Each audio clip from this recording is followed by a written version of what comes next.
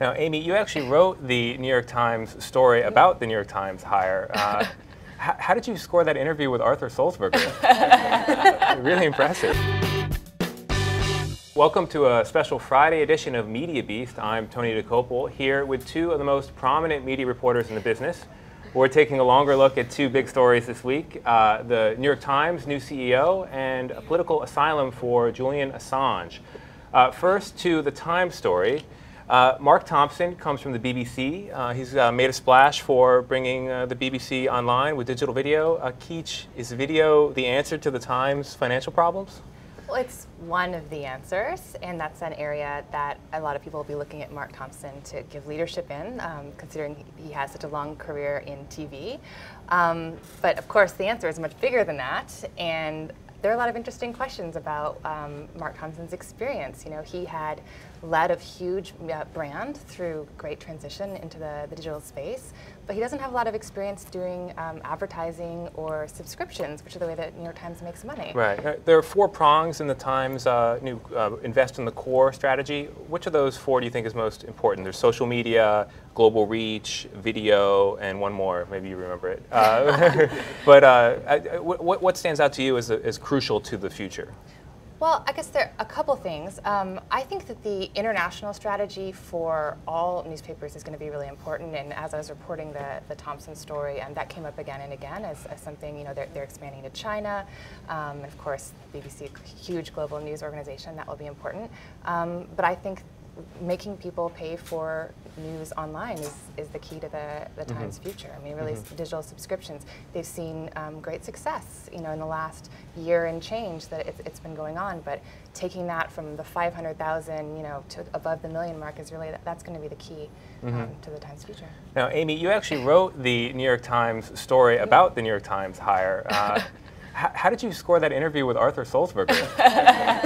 Really impressive. My colleague Christine Hani did that interview, but yes, you know, right upstairs. So. But seriously, I mean, what's the feeling internally? Is this somebody who's had success on a taxpayer model? Are they really going to be capable of coming in and running an ad-driven, for-profit private business? Yeah, well, I think anyone who came in was going to face skepticism. You know, that's our business. And I think that he at least has journalistic chops, and people are happy about that. It's not someone who had like sold cereal their whole career, you know. But I think there's definite questions that he has never had to answer to shareholders. He's never had to provide return to shareholders. He's never had an analyst conference call. Well, I'm assuming because the BBC is publicly funded. So I think there is some skepticism there, but obviously great enthusiasm about his digital background, video. It's going to be very important. And I would add, in terms of mobile, is incredibly important. I think we've kind of figured out the web, and now everyone's stressing on, I mean, across the industry, what about mobile? You know, how do you monetize this tiny device that people are reading on?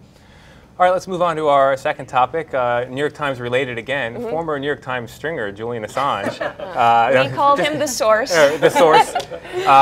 Julian Assange, founder of WikiLeaks, is in the news this week. He was granted political asylum by Ecuador. Right. But now the Assange story has been a circus for a long, long time now, and I'm curious how damaging you think it is to WikiLeaks as an institution. Well, that's interesting. I think even if WikiLeaks is damaged as an institution, it started something that is undeniable. I mean, you've seen dumps of information from Anonymous and other hacking collectives, and I think it's just started this kind of global share of free information on the web. I mean, you even saw that in protesting the SOPA and PIPA anti-piracy legislation. You saw hacking collectives getting, you know, targeting media chiefs with these dumps of information. So I think even if that is you know, even if WikiLeaks is weakened, there's a global movement that, you know, cannot be stopped. But Assange is he's so to the left, and Ecuador is to the left. It's got this very outwardly socialist president. You know, WikiLeaks is not really an equal opportunity source for dumps. I don't, you know, the right doesn't go there. So do you think it's important for it to expand? I mean, would you like to see more of an equal opportunity place for information, just getting the truth out, as opposed to one side or the other side of the political? Yeah, I mean, I think in the way that there are left-leaning blogs and there are, you know, there's Drudge and there's, you know, the left-leaning blogs. I think eventually that kind of thing could evolve. Something that's really interesting to me in this the latest evolution of the Julian Assange saga is, like, here's this folk hero to many people who is nationless, who is anti-government, and now he's this global diplomatic pawn. You know, you hear Ecuador and the UK talking about him in this, you know. Does he speak Spanish? That's a good question. I don't know. I guess I kind of think that he speaks everything, right? I don't know. We were joking earlier. He might This be. He's got the polyglot. burlettes going in the embassy, or just Yeah. What Google else does Translator he up. have to do? You know, Yeah. he's So- on an air mattress there with a landline connection. Let's take a question from Facebook. If Julian Assange is not given freedom, whatever that means, will other freedom fighters be afraid to come forward? Is there a chilling effect if Assange is not given freedom? I think that's a really interesting question, but I also think, you know, one man's freedom fighter is the other man's, you know, traitor. So it's a hard thing to define. You know, people are saying the U.S. could want to try him, you know, but to a whole millions of people, he is this freedom fighter. So I don't know. All right, we have a tradition here. It's called Final Word. One word that you think summarizes the day's news. I'll let you think on it. Okay. Keach, final word. First thing that pops in your head. International. International. Amy? Mobile. Burlettes. I'm Tony Dokoupil. That's it for MediaBeast. We'll see you next time. Thanks a lot.